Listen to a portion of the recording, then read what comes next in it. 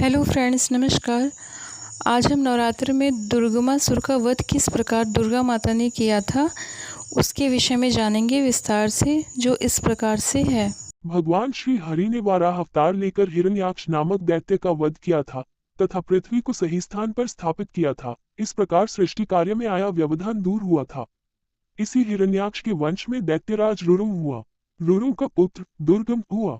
ये दुर्गमासुर नामक दैत्य त्रिलोकी स्वर्ग, पृथ्वी, पाताल पर राज्य करना चाहता था। इसके लिए देवताओं को हराना बड़ी चुनौती थी। दुर्गमासुर ने विचार किया कि देवताओं की शक्ति वेद में निहित है, तब वेद की संख्या एक ही थी। यदि वेद नष्ट या लुप्त हो जाए, तब देवता स्वतः ही नष्ट हो जाएंगे। इसके अतिरिक्त वेद विद्या के अभाव में ब्राह्मण कर्मच्युत हो जाएंगे। यज्ञ न होने से देवताओं को पुष्टिकरी हविष्यान की प्राप्ति नहीं होगी, फलतः वे निर्बल हो जाएंगे। तब उन्हें जीतना कोई बड़ी बात नहीं होगी। अतः देवताओं को परास्त करने के लिए वेद का लुप्त होना आवश्यक है, तथा ये कार्य मुझे ही करना चाहिए। ऐसा निश्चय कर वह दुर्गमासुर नामक दैत्य हिमालय पर्वत में गया और उपयुक्त स्थान पर आसन लगाकर ब्रह्मा जी का ध्यान करने लगा। उसने एक एक कर भूख, प्यास, निद्रा, श्वासोच्छ्वास, सांस लेना व छोड़ना आदि शारीरिक आवेगों को जीत लिया और घोर तप करने लगा। धीरे धीरे उसके तप का तेज बढ़ता गया। उससे देव, दानव, मनुष्य सभी दग्ध होने लगे। अंततः दुर्गमासुर के कठोर तप से ब्रह्मदेव प्रसन्न हुए और उसके सम्मुख प्रकट हो गए। उन्होंने ध्यान मग्न दुर्गम से कहा, वत्स, तुम्हारा कल्याण हो। जो तुम्हारे मन में है वह अब ईश्वर मुझसे मांग लो। मैं तुम्हारी तपस्या से अत्यंत प्रसन्न हूँ। ब्रह्मा जी की मधुर वाणी श्रवण कर दैत्य समाधि से जागा। पहले उसने यथाविधि उनका पूजन किया, तत्पश्चात बोला कि प्रभु, हे सुरेश्वर, हे चतुरानन, यदि आप मुझ पर सत्य ही प्रसन्न हैं, तो आप वेद मुझे प्रदान करें। हे प्रभु, वेद ज्ञान तथा वेद विद्या मुझ तक ही सीमित रहे। हे प्रभु, आप मुझे ऐसी शक्ति प्रदान करें कि मैं देव, दानव तथा मनुष्यों पर सहज ही विजय प्राप्त कर सकूं। ब्रह्मा जी ने एवमस्तु ऐसा ही हो कहा और अंतर्ध्यान हो गए। ब्रह्मदेव द्वारा ऐसा ही हो कहते ही ब्राह्मण वेद पाठ भूल गए। वेद विद्या तथा वेद विज्ञान का उन्हें स्मरण न रहा। वेद स्मरण न रहने पर स्नान, संध्या, नित्य होम, यज्ञ, श्राद्ध, जप, तप आदि क्रियाएं थम गईं। धर्म लुप्त होने लगा और अधर्म उसका स्थान ग्रहण करने लगा। एकाएक हुए परिवर्तन से ब्राह्मण आश्चर्यचकित थे कि ऐसा क्या हो गया कि हमें वेद याद नहीं रहा। अब हम क्या और कैसे करें। ब्रह्मा जी के वरदान से बड़ी विचित्र स्थिति निर्मित हो गई। देवता यज्ञ की हवि से पुष्ट होते थे। जब यज्ञ, होम, हवन आदि होने बंद हुए, तब देवता निर्बल होने लगे। सदा यौवन का वरदान प्राप्त देवता जरा व्याधि से ग्रसित होने लगे।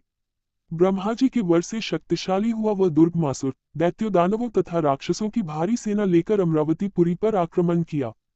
शारीरिक रूप से जर्जर हो चुके इंद्र आदि देवता दैत्य सेना का सामना करने में असमर्थ थी। अतः वे युद्ध से पलायन कर गए तथा पहाड़ों की चोटियों, गुफाओं तथा कंदराओं छिपकर रहने लगे तथा भगवती जगदम्बा का ध्यान और चिंतन करते हुए उचित अवसर की प्रतीक्षा करने लगे। इधर वेद के लुप्त होते ही ब्राह्मण कर्म तथा धर्मच्युत हो गए। ब्राह्मणों के कर्मच्युत होने से अन्य वर्णों के लोगों में धर्म की महत्ता क्षीण हो गई। दैत्यों, दानवों का प्रभुत्व स्थापित हो गया।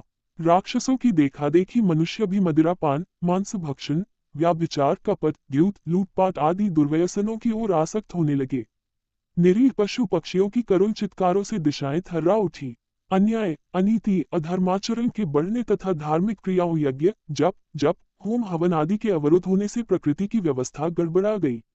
खेतों में अन्न कम उगने लगे, पेड़ पौधों में पुष्प, फल आदि लगने कम हो गए, गौ ने दूध देना कम कर दिया, अल्पवृष्टि होने लगी। धीरे धीरे स्थिति और भी खराब होती गई।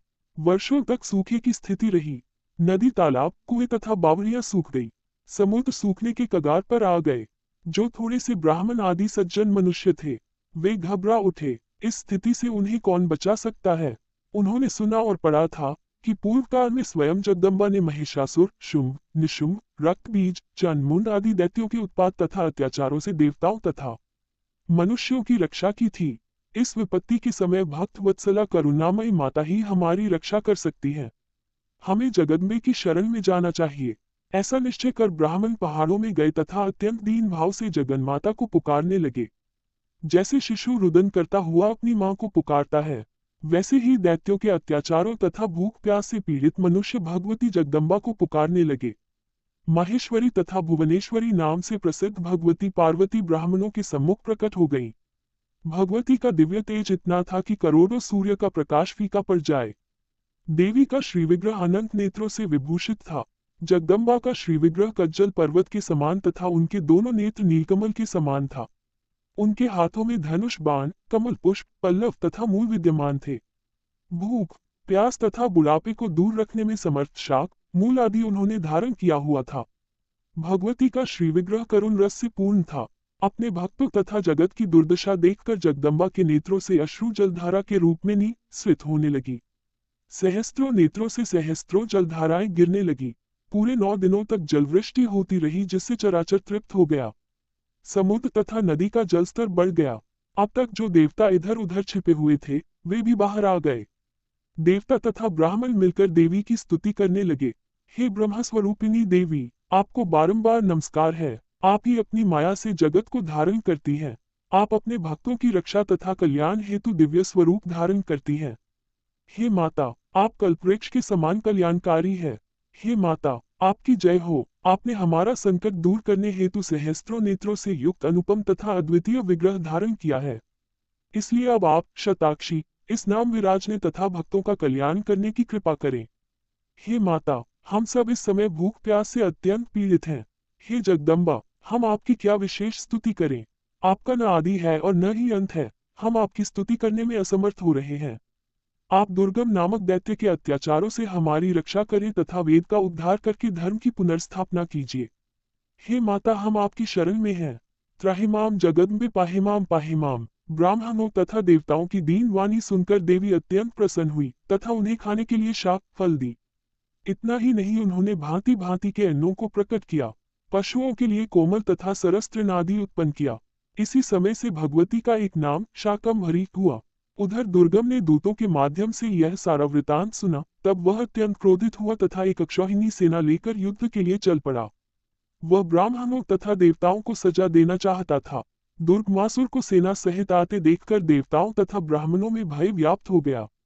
वे रक्षा करो माता, त्राहिमाम करने लगे। उन्हें भयभीत देखकर जगदम्बा ने चक्र को आदेश दिया कि वह देवताओं तथा ब्राह्मणों की रक्षा करे।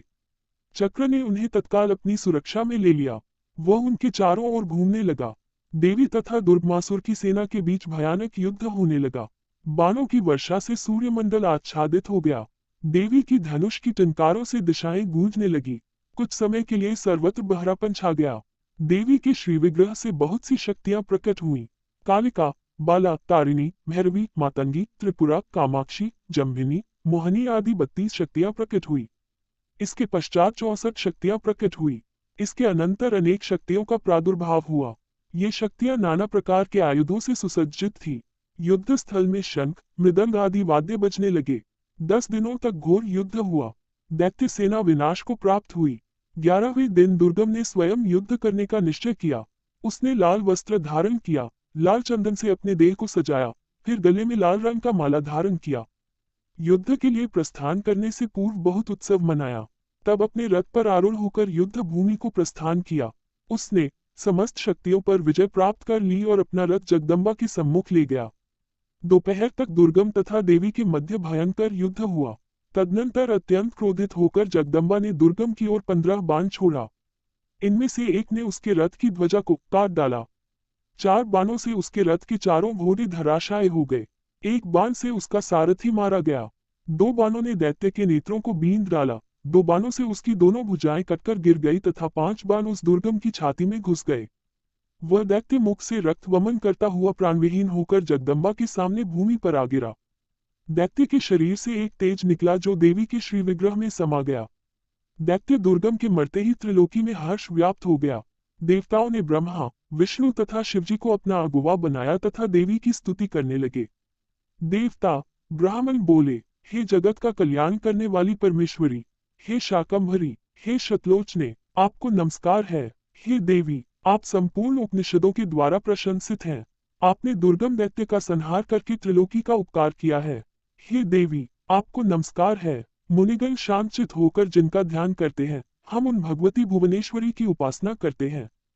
हे देवी, आपसे ही यह अनंत कोटि ब्रह्मांड उत्पन्न हुआ है। आपने ही ब्रह्मा, विष्णु आदि देवताओं को प्रकट किया है।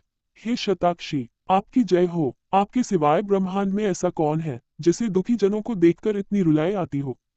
हे दयामयी, हे करुणामयी, हे वात्सल्यमयी माता, आपकी जय हो। ब्रह्मादि देवताओं तथा ब्राह्मणों की स्तुति से भगवती जगदम्बा अत्यंत प्रसन्न हुई। उन्होंने वेद तथा वेद विद्या पुनः देवताओं को प्रदान किया। देवी ने ब्राह्मणों से कहा कि ब्राह्मणों, ये वेदवाणी मेरे ही शरीर से उत्पन्न हुई है, अतः हर प्रकार से इसकी रक्षा होनी चाहिए। तुम लोगों का ये कर्तव्य है कि तुम लोग मेरी पूजा में संलग्न रहो, इसी से तुम्हारा कल्याण होगा। मेरी महिमा का निरंतर गान करते रहना, इससे तुम्हारे सारे कष्ट दूर होंगे। मेरे द्वारा दुर्गम का वध हुआ है, अतः मेरा एक नाम दुर्ग है। मैं ही शताक्षी हूँ, मैं ही शाकंभरी हूँ तथा मैं ही दुर्गा हूँ। जो भी व्यक्ति मेरे इन नामों का श्रद्धा पूर्वक स्मरण तथा उच्चारण करेगा, वह अंत में मेरे लोक में स्थान प्राप्त करेगा। अब तुम लोग अपने अपने स्थानों को प्रस्थान करो तथा धर्मयुक्त आचरण करो, वेदों को प्रतिष्ठित करो। ऐसा कहकर भगवती दुर्गा अंतर्ध्यान हो गई। ओम दुर्गाय नमः। फ्रेंड्स, आप हमारे चैनल में जाके सप्तशती का पूरा पाठ, पूरा अध्याय सुन सकते हैं, जिसमें कीलक, अगला श्रोतम सब दिया गया है। और फ्रेंड्स, महाभारत की कहानी, पूजा पाठ से रिलेटिव कोई भी जानकारी, रामायण कथाएं आपको सुनना अच्छा लगता हो तो please like, comment, subscribe, share. हम फिर मिलेंगे अगले वीडियो में, तब तक के लिए नमस्कार फ्रेंड्स, जय माता की।